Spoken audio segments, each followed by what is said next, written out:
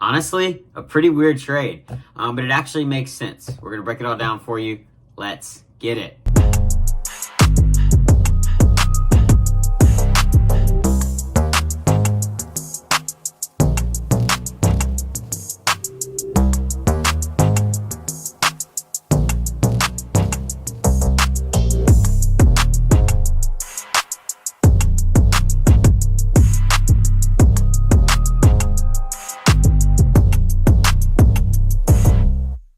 What's up, everybody, and welcome back to the channel. I know it's been a minute since I've posted, but we haven't had much news in the NBA. Big news coming out a couple days ago. I'm a little late on this video. Karl Anthony Towns is a New York Knick. I don't know how I feel about this trade. I still don't know. I'm going to break it all down, but first, I want to get y'all into kind of the full trade, what we know so far. So, this trade is technically not finalized yet. It's technically not, the cat is not in New York yet, right? But it's pretty much sealed as much as you can. And the full trade breakdown is the New York Knicks get Karl Anthony Towns, while the Timberwolves get Donte DiVincenzo, Julius Randle, and the 2025 Knicks first round pick. Charlotte also acquires a couple things in this deal just to make the money work. But besides that, my first question or comment is why? What's the point of this trade for both teams, in my opinion? Why would the T-Wolves want Randle? Did they want Randle? Did they not? It's weird to think about because Randle just truly does not fit into this roster. I want to break down the Timberwolves first before I talk about the Knicks, because I believe the Knicks did win this trade, but the Timberwolves lost it pretty easily. And Julius Randle is a guy who, he's been injury prone the last couple of years. He's still a very, very good basketball player. Don't get me wrong. Julius Randle is a great basketball player, but he does not make sense with this Timberwolves team. And I understand that the whole point of the Timberwolves was they had money issues, right? They wouldn't be able to pay Naz Reid after this season. So they had to get rid of somebody, and that person was Cat. He's been in trade talks for a couple years now. But the big thing with Cat is he's a Minnesota guy now. He's been there for now 10 years. And he was drafted #1 overall by them. They took a flyer on him, and he really has been great. He's had bad moments, but he's been a great player. And he's probably the best shooting big man of all time.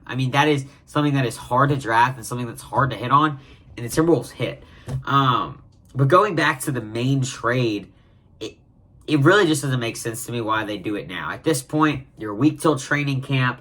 You're about to pretty much your rosters have been pretty much finalized. And you're ready to go into training camp, build that bond and whatever. And Cat will be in New York, and you're bringing in Julius Randle and DiVincenzo. And I just don't know if all these pieces make sense around Anthony Edwards. And I'll talk about that a little bit later. And then I also have a question for New York.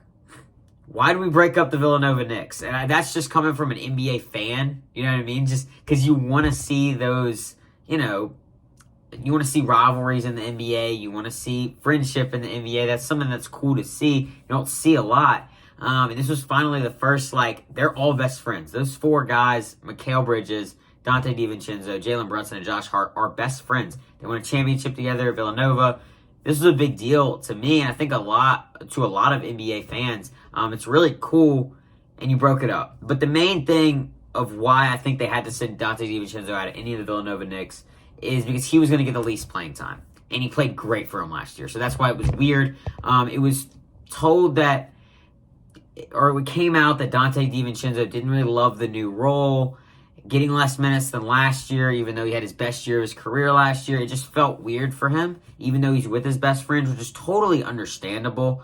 In a place where I don't know if Donte DiVincenzo really wanted to leave, but maybe he's glad that he gets, a new start, still a contender, going to the Western Conference now. And the Knicks, it's just, I believe that now they're the biggest threat to the Celtics in the East. I think this signifies that the Knicks have put all their chips in. It's like poker, right? They've put all of them in. It's win or lose now. It's pretty much championship or bust. Their starting five in the East is gonna be tough against the Celtics, and that's what you have to do. You're not scheming against winning a championship or scheming against the Western Conference team. You're scheming against the Celtics now, because the Celtics are the team to beat. And that's exactly what the Knicks have tried to do. Now acquiring Cat, a guy who can play with Porzingis, a guy who can get down with Porzingis, and you're adding better defenders with Mikal Bridges and Anunoby to guard the wings that Boston has. So I really like the moves from New York because they know what they need to do. You got to beat Boston before you win a championship. Like, that's the main thing.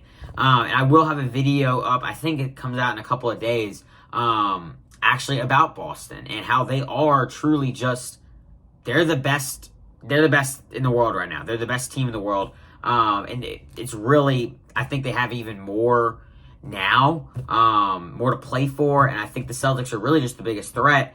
And that's what the Knicks did. They did all of these moves in the offseason to go beat Boston. That's what I truly believe. And I think that makes sense. Honestly, the East is so top heavy that, like, if you want to be the best, you got to go be the best. Like that, you have to go make it happen. And I think that's exactly what New York did. And I'm actually very proud of their front office for making all these moves. But getting back to the Timberwolves, are they still contenders in the West? I say yes because of Anthony Edwards. A lot of people say that Anthony Edwards is the best shooting guard in the NBA. I don't believe that. I'm a Suns fan. I think Booker is. But Anthony Edwards is probably the best young star in the making besides Wemby that we've seen in a very, very long time. Anthony Edwards is a guy who can go win an MVP next year, especially now getting Cat off the team and stuff like that. The Timberwolves are going to need a lot from him offensively this year. He was very good offensively last year.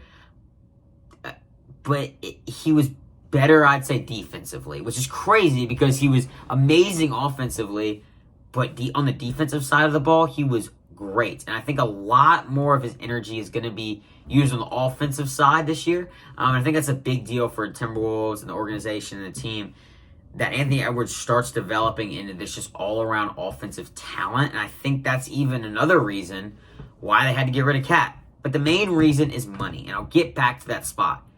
I don't know if they wanted to get rid of Cat. Cat didn't want to leave Minnesota, but the money didn't work. You traded for Rudy Gobert a couple of years ago. That is one of the biggest contracts in the NBA coming on your team.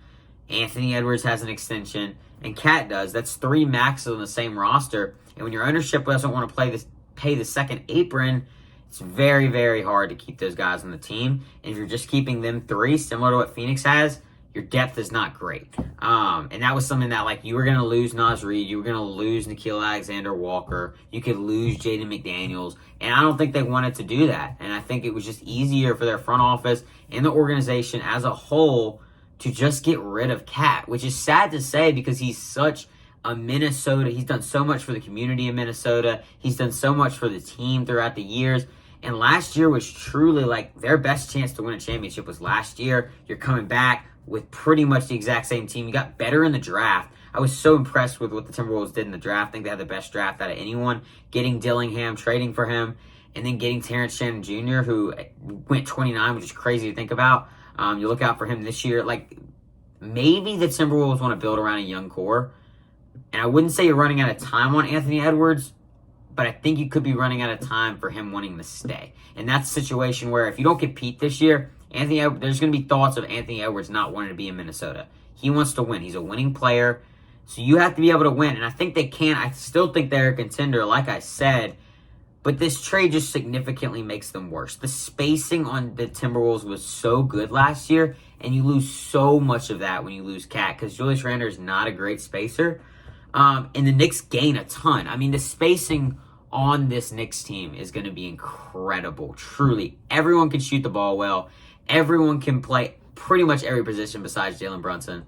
And I'm just very, very impressed with the aggressiveness that New York has showed in this offseason to truly want to get better, beat Boston, and go win a championship for New York.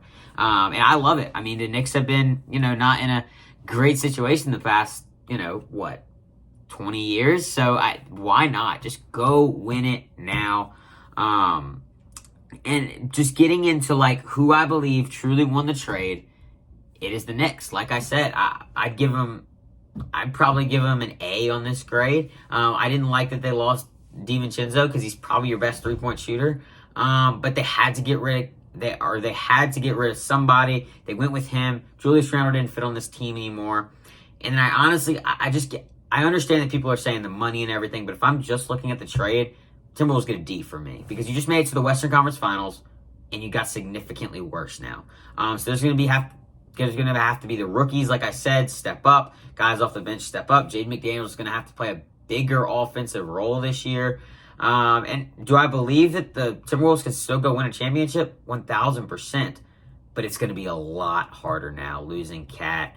And one thing I just wanted to kind of wrap up this video is go into like the potential starting five. So the Knicks.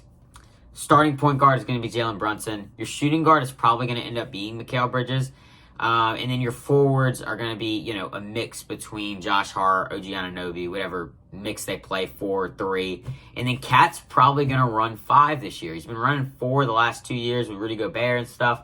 But he's going back to a full-time 5, which I believe he's truly better at. So I'm excited to watch the Knicks. Like, truly, out of anyone this offseason, I'm most excited to watch them. I think Mikal Bridges was probably the best pickup of the offseason, and they might have just gotten the second best pickup of the offseason, getting in Karl Anthony Towns.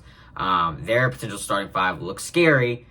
Let's go to Minnesota's, because we're looking at an old Mike Conley at point guard, Anthony Edwards probably at shooting guard, most likely. Maybe he'll play a little bit more wing. Jaden McDaniels is still there. You get Julius Randle. And still, Rudy Gobert will be holding down the 5, who, just had one of the best defensive seasons of his career. Didn't look great in the Olympics. So I think that is a problem for the Timberwolves moving forward. I don't see enough offensive game here from the Timberwolves. I truly don't. When you lose Cat, Anthony Edwards might have to average 35 if they want to get themselves into a top 6 seed. And that's going to be very, very hard, especially in the West. But I'm interested to see what the Timberwolves do. Maybe they make another move throughout the season. But the Knicks, man, they win this trade. And props to their just ownership and their GM and their front office for doing the right things to go win a championship for New York. They've done everything they pretty much can now. It's just about adding little depth pieces here and there. And I think that New York could be competing for the Larry O'Brien once we get to July. But that's going to wrap up this video. Welcome back, everybody. I might be a little bit rusty. Haven't sat in front of a camera in a while. Just me talking. But I did need to break down this trade. Sorry I'm a little late on it. But Karl Anthony Towns, man, he is a New York Knick. And the Knicks are coming. Appreciate y'all for watching. Go hit the subscribe button. Like the video. And I'll see y'all next time. Peace out.